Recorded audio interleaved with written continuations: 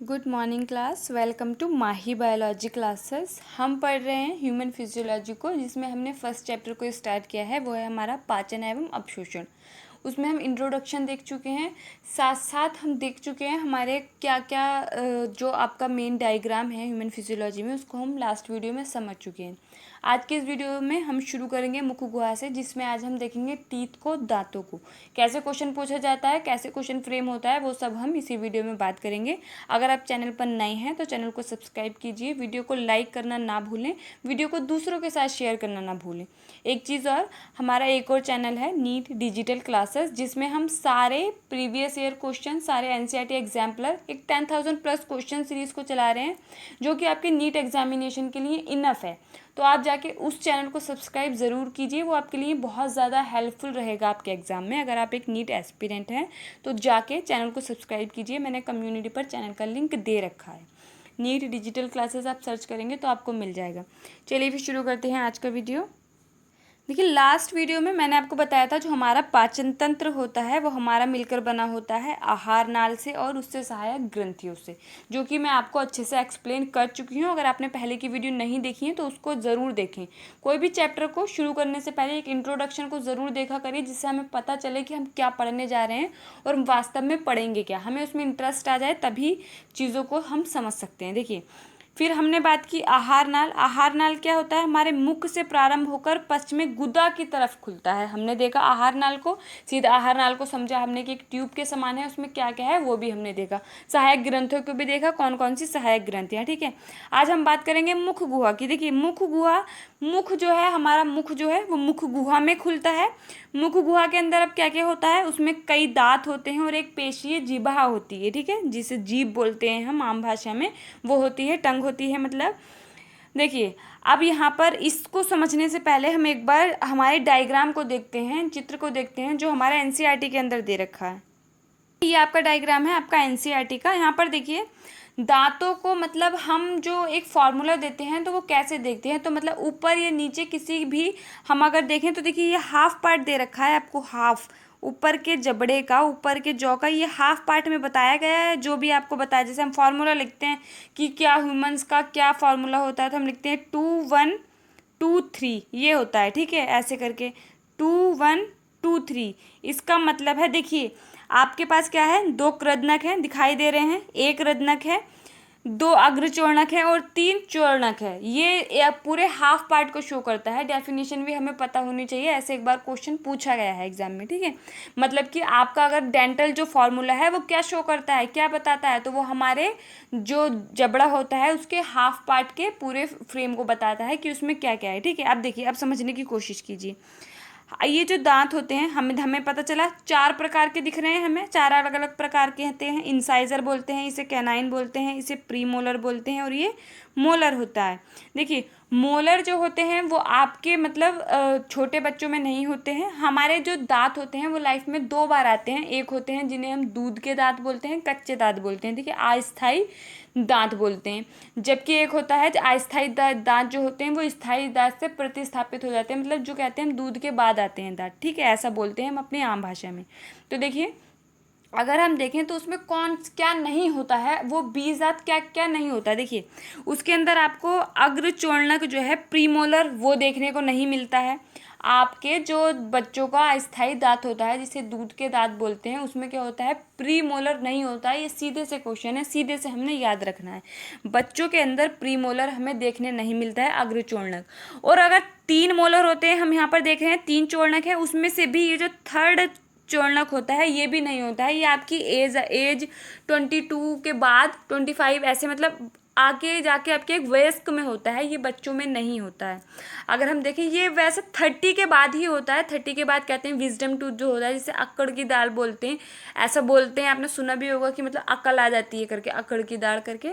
तो वो यही वाला थर्ड मोलर होता है, थर्ड जो चोर्णक होता है उसको बोलते हैं। तो वो भी बच्चों में नहीं होगा, सीधी सी बात है, 30 के बाद आ रहा है तो। ठीक है, अब बच्चों के अंदर क्या क्या होता है, मतलब यहाँ पर आपके हाफ में होगा, 2 आपके कृदनक होंगे, कृंतक होंगे जिसको इंसाइजर बोलते हैं, एक कैनाइन होगा जिसको रदनक बोलते हैं और 2 चौर्णक होंगे। मतलब उनका क्या होगा, 2 1 0 2, 2 1 0 तो यहाँ पर मतलब उनमें 20 होते हैं, 20 टीथ होते हैं, ठीक है।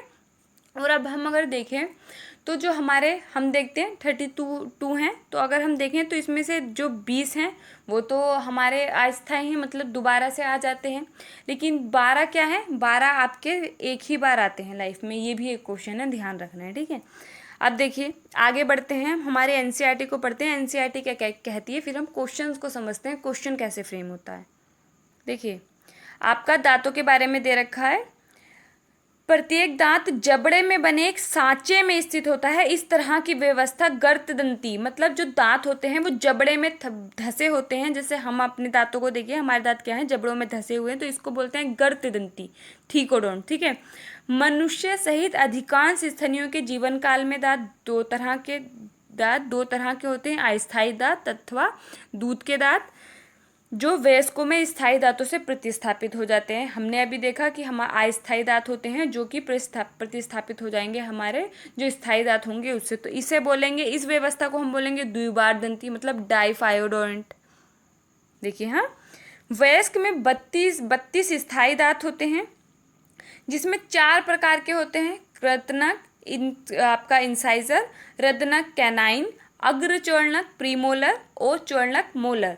ऊपरी एवं निचले जबड़े के प्रत्येक आधे भाग में दांतों की व्यवस्था ICPM क्रम में होती है। क्रम भी आपने याद रखना है, ठीक है, तभी हमें पता होगा कितने रदनक होते हैं, कितने कृतनक होते हैं, कितने अग्रचोलनक और चोलनक होते हैं, ठीक है। देख लिए आप, ये लाइन लिखी हुई देख रहे हैं, ऊपरी एवं निचले जबड़े के प्रत्येक आधे भाग में दांतों की व्यवस्था ICPM क्रम में एक दंतसूत्र के अनुसार होती है, ठीक है। तो मनुष्य का दंतसूत्र ये हो गया, ठीक है। और एक चीज़ याद रखनी है, जो मतलब दांतों की जो, वैसे तो दांत तो 3 भाग में बटा होता है, मतलब उसकी नेक होती है, जड़ें होती हैं, वो हम अभी देखेंगे। देखिए दांतों का जो सबसे कठोरतम भाग, इनेमल के बारे में क्वेश्चन आता है, तो इनेमल के बारे में सीधे से क्वेश्चन, मतलब दांतों की क्या, पूरे शरीर के सबसे कठोरतम भाग ही आपका क्या है, इनेमल है। वो कहाँ पाया जाता है, आपके दांतों में, जो कि कठोर चबाने वाली सतह बनाता है, जो चबाने में मदद करती है, ठीक है। बाकी आपके जिह्वा के बारे में दे गया, जो हम बाद में पढ़ेंगे। अब देखिए क्वेश्चन फैक्ट, फर्स्ट क्वेश्चन आपको बताया कि छोटे बच्चों में प्रीमोलर्स नहीं होते हैं, मतलब अग्रचोलनक नहीं होते हैं। दूसरा क्वेश्चन आपने ध्यान रखना है कि क्या सूत्र होता है। तीसरा क्वेश्चन बच्चों का क्या सूत्र होता है। चौथा क्वेश्चन अगर मैं आपसे पूछूं कि एक 20 साल के लड़के का दंत सूत्र, ऐसा क्वेश्चन आपका जिपमम में पूछा गया है, और मेडिकल एंट्रेंस को एग्ज़ाम्स के क्वेश्चंस को देखना हमारे लिए बहुत ज़्यादा इंपॉर्टेंट है। उसी से हमें पता चलता है कि एग्जामिनर के माइंड में एग्जैक्टली चल क्या रहा है, वो क्वेश्चन कैसे बनाता है, ठीक है। तो देखिए क्वेश्चन पूछा गया कि एक 20 साल के बच्चे का 20 साल का लड़का है, उसका दंतसूत्र क्या होगा। तो थोड़ा सा दिमाग लगाइए, अगर 20 साल का बच्चा है तो उसका दंतसूत्र क्या होगा। उसमें 2 आपको इंसाइजर कृतनक देखने मिलेंगे, एक आपको रदनक देखने मिलेगा कैनाइन, 2 अग्रचोलनक होंगे, लेकिन वहाँ पर 3 मोलर मतलब चोलनक नहीं होंगे, वहाँ पर सिर्फ 2 होगा। जो थर्ड मोलर है, जो आपका थर्ड चोलनक है, वो आपका 30 के बाद आता है, जिसको अकड़ कदाड़ करके विजडम टूथ बोलते हैं, ठीक है। तो उसका ऐसे होगा। समझ में आया मैंने क्या क्वेश्चन किया। क्वेश्चन को ऐसे सीधे से हमें पता है, एग्जामिनर को भी पता है कि सब बच्चे आराम से पढ़ के बैठे हैं, उन्हें पता है कि क्या होता है, कैसे होता है। तो क्वेश्चन को थोड़ा इंटरेस्टिंग बनाने के लिए इस टाइप का क्वेश्चन ऐसे फ्रेम हुआ। तो आपको पता होना चाहिए कि हम कॉन्सेप्ट को समझिए कि कॉन्सेप्ट आपसे क्या कह रहा है, उसी के अकॉर्डिंग अपने क्वेश्चन का आंसर कीजिए, ठीक है। तो देखिए हमने दांतों के बारे में देखा, सबसे कठोरतम भाग उसका इनेमल का बना होता है, ठीक है। उसके इनेमल जो होता है, इनेमल आपकी अमीबोब्लास्ट सेल से बनता है। उसके नीचे फिर कैविटी जो होती है, जिसे पल्प कैविटी बोलते हैं, वो डेंटाइन से बनी होती है। डेंटाइन्स आपकी सेल से बना होता है, ओडोंटोब्लास्ट सेल से, ठीक है। ये इंपॉर्टेंट चीज़ें हैं। बाकी जो आपको ये मैंने बताया ठीकोडोंट क्या होता है, मतलब आपका ठीकोडोंट गर्तदंती, द्विबार दंती, और आपका मतलब बार बार आते हैं हेट्रोदंती। ये भी आपने विषम दंती, ये चीज़ ध्यान रखनी है कि विषम दंती क्या है, कैसे हुआ विषम दंती, क्योंकि 4 प्रकार के दांत होते हैं। द्विबार दंती कैसे हुआ, लाइफ मतलब 2 बार आते हैं आपकी लाइफ में। और गर्तदंती कैसे हुआ, क्योंकि जबड़े में धसे हुए दांत होते हैं ऐसे स्थनी में, ठीक है। तो ऐसे सीधा मतलब मनुष्य का पूछा गया है, तो ये तीनों प्रकार आपके मनुष्य में भी पाए जाते हैं, ठीक है। तो स्थनी में अगर पूछेंगे तो आप यही आंसर करेंगे, ठीक है। बाकी आपका जिह्वा के बारे में दे रखा है, जीभ के बारे में, जिसको हम आगे हमारे नेक्स्ट वीडियो में देखेंगे कि जिह्वा के बारे में हमने क्या पढ़ना है, क्या इंपॉर्टेंट है। बाकी इससे जैसे भी क्वेश्चन फ्रेम होगा, जिस भी तरह से आप वो 10,000+ क्वेश्चन सीरीज़ को सॉल्व कीजिए, हम वहाँ पर सब कुछ कवर कर लेंगे। चलिए फिर मिलते हैं हमारे नेक्स्ट वीडियो में, तब तक के लिए पढ़ते रहिए। Thank you.